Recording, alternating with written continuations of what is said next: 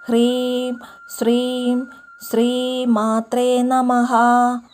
ఓం ఐం హ్రీం శ్రీం శ్రీమాత్రే నమః.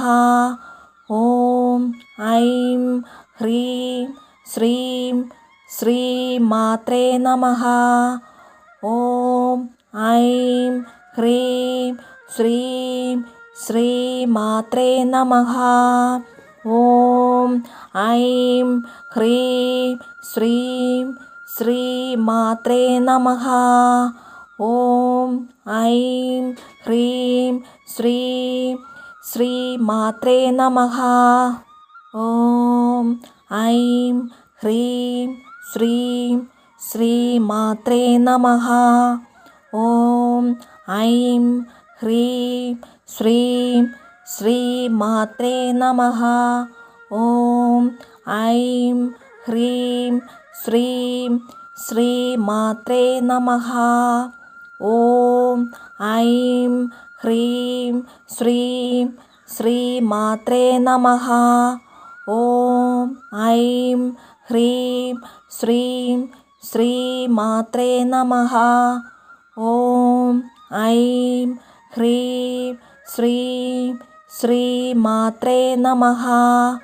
ఓం ఐం హ్రీం శ్రీం శ్రీమాత్రే నమః.